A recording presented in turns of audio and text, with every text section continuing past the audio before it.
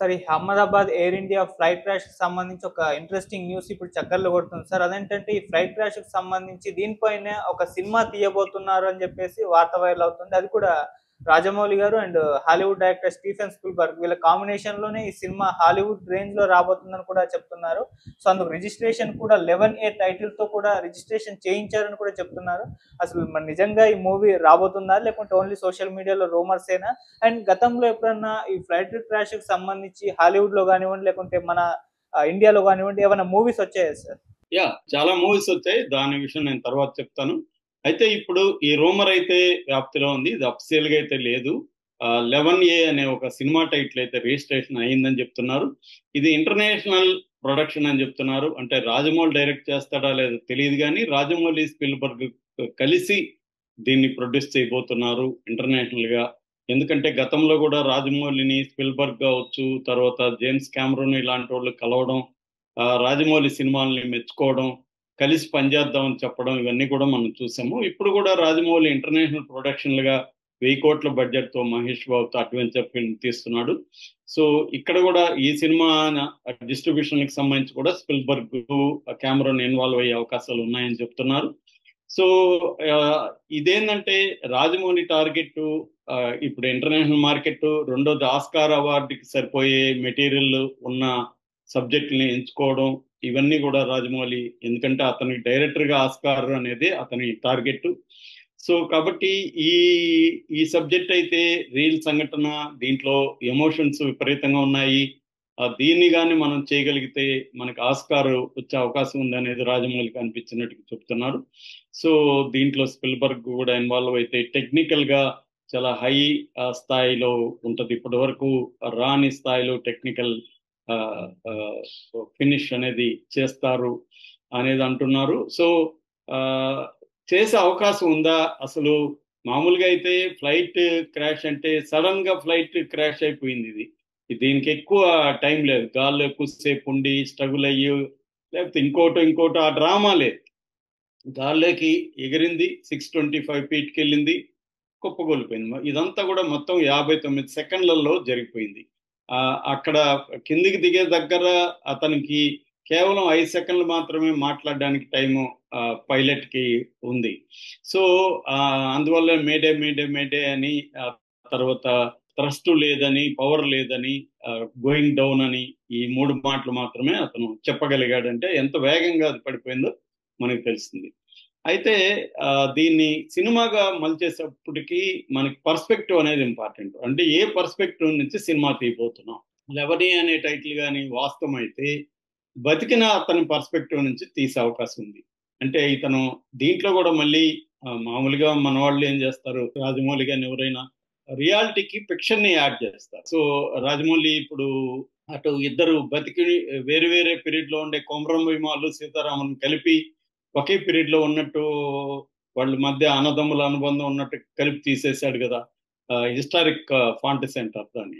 అలాగా రాజమౌళి కూడా దీన్ని రియల్ సంఘటన బేస్ చేసుకొని ఈ వ్యక్తి నుంచి తీయచ్చు. అసలు ఈ వ్యక్తి నిజంగా 11A సీట్లో ఉన్నాడా, తన బదులు ఇంకొకరిని పెట్టి తను చనిపోయినట్టు క్రియేట్ చేసి అతను ఇతనే ఫ్లైట్ క్రాష్ చేశాడా, లేకపోతే ఇతను ఒక్కడే ఏ గాయాలు లేకుండా ఎలా బతికి విత్ సెల్ ఫోన్ తో కూడా ఎలా నడుచుకుంటూ వచ్చాడు. ఇటువంటి డౌట్స్ ఆల్రెడీ చాలా మందికి ఉన్నాయి.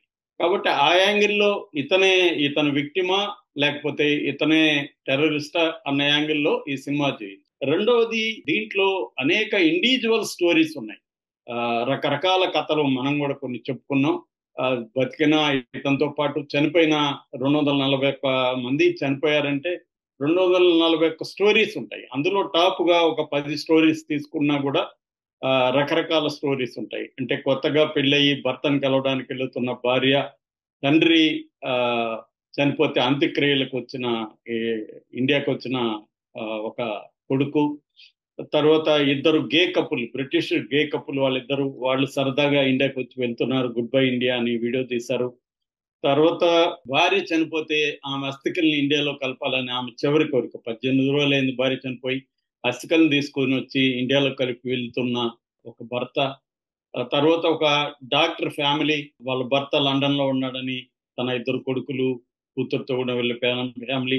అలాగే ఇనయత్ అలీ అని ఒక మొత్తం ఈద్ పండుగ కోసం ఇండియాకి వచ్చి చేసుకొని వెళ్ళిన ఒక ఫ్యామిలీ, ఇలాగా చాలా కథలు ఉన్నాయన్నమాట. ఈ కథల్లో కనెక్ట్ చేసి కూడా చెప్పొచ్చు. అలాగే ఫ్లైట్ యాక్సిడెంట్ తర్వాత ఏం జరిగింది, మెడికల్ కాలేజీలో మెడికల్ స్టూడెంట్స్ దాదాపు 38 మంది చనిపోయారని ఇప్పటి వరకు చెప్తున్నారు. సో వాళ్ళ పాయింట్ ఆఫ్ వ్యూ నుంచి కూడా దీంట్లో స్టోరీస్ వచ్చే అవకాశం ఉంది. దాంట్లో ఇంకా చాలా మంది గాయపడి ఉన్నారు.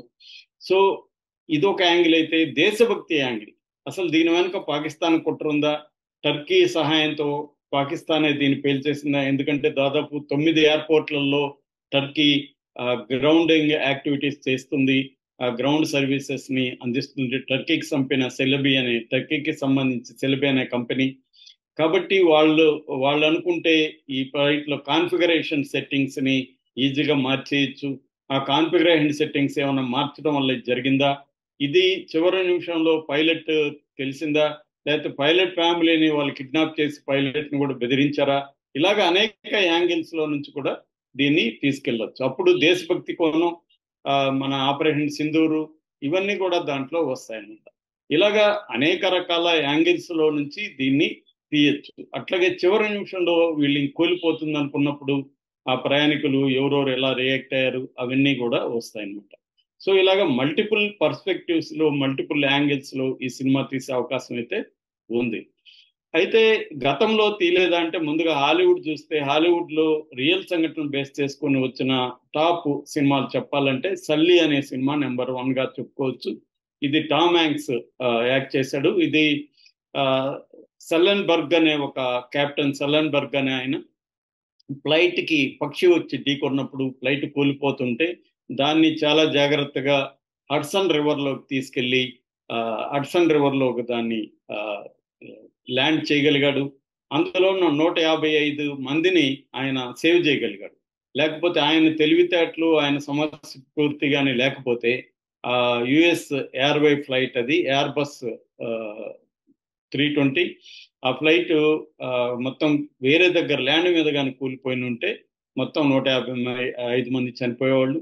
దాన్ని బేస్ చేసుకొని క్లింట్ ఈస్ట్వుడ్ డైరెక్షన్ లో సల్లీ అనే సినిమా వచ్చింది. అట్లాగే యునైటెడ్ 93 అనే సినిమా 2006లో వచ్చిన సినిమా. ఇది 2001లో సెప్టెంబర్ 11న 9/11 అంటారు దాన్ని, అమెరికాలో ట్విన్ టవర్స్ ని కూలగొట్టారు. ఒక యునైటెడ్ ఎయిర్లైన్స్ ఫ్లైట్ అని 93 ఫ్లైట్, ఆ ఫ్లైట్ ని హైజాక్ చేసి ఈ బిల్డింగ్ని కూలగొట్టారు. దాని మీద యునైటెడ్ 93 అనే ఒక సినిమా వచ్చింది. అట్లాగే సొసైటీ ఆఫ్ ద స్నో అని 2023లో వచ్చింది. అంటే ఉరుగ్వేలో ఎయిర్ ఫోర్స్ ఒక ఫ్లైట్ 1972లో పడిపోతుంది. అందులో రగ్బీ టీం ఉంటారు. అది యాండెస్ పర్వతాల్లో పడిపోయినప్పుడు అక్కడ వాళ్ళు ఎలా సర్వైవ్ అయ్యారు, వాళ్ళు అందరూ బతికారు కానీ వాళ్ళకి ఫుడ్ లేదు, విపరీతమైన చలి. దాంతో వాళ్ళు చివరికి మ్యాన్-ఈటర్స్ గా మారిపోయారు. కెనాబలిస్టులు అంటారు, అలాగా కెనబలిస్టులుగా మారిపోయి నా పరిస్థితి కూడా దాంట్లో బ్రహ్మాండంగా తీశారు. ఇదే థీమ్ తీసుకొని తర్వాత ఇంకొక అలైవ్ అనే సినిమా కూడా 93లో తీశారు, యాండెస్ పర్వతంలో జరిగేది. అట్లాగే ఫ్లైట్ ఆఫ్ ద ఫీనిక్స్ అని 1950లో సహారాలో జరిగిన ఫ్లైట్ యాక్సిడెంట్ బేస్ చేసుకుని తీశారు. అట్లాగే ద క్యాప్టెన్, ఫియర్లెస్, ఫ్లైట్ అని Denzel Washington, one of my favourite cinemas, అది తీశారు. అతను మందు కొట్టి వెళ్ళకూడదు, కానీ అతను రాత్రంతా మందు దాగా ఉంటాడు, డ్రగ్స్ వేసుకొని ఉంటాడు. అతను ఫ్లైట్కి వెళ్తాడు. అయితే ఆ ఫ్లైట్ లో ప్రాబ్లమ్స్ ఉంటాయి. దానివల్ల అతను ఇంత ఉన్నప్పటికీ కూడా అతను ఎలా వీరోచితంగా సేవ్ చేశాడు అనేది అదొకటి. అలాగే ద వన్ అనే ఒక సినిమా, డౌన్ ఫాల్ అనే సినిమా, ఇలాగా హాలీవుడ్ లో చాలా ఉన్నాయి. అయితే మన ఇండియాకి వచ్చేసరికి నీర్జా అనేది చాలా పాపులర్ సినిమా. అది 1986 సెప్టెంబర్ 5న ప్యాన్ యామ్ ఫ్లైట్ ని పాకిస్తాన్ లో కరాచీలో హైజాక్ చేశారు. దాన్ని బేస్ చేసుకుని అక్కడ నీర్జా బానోత్ అనే ఒక అమ్మాయి మీద బేస్ చేసుకుని ఆ అమ్మాయి ఎలా కాపాడింది అనేది తీశారు. అట్లాగే ఎయిర్ లిఫ్ట్ 2016లో తీశారు. మన గల్ఫ్ లో 1990 గల్ఫ్ వార్ అప్పుడు ఎలా మనం కాపాడామనేది అక్షయ్ కుమార్ తీశారు. బెల్ బాటమ్ అనే ఒక సినిమా తీశారు.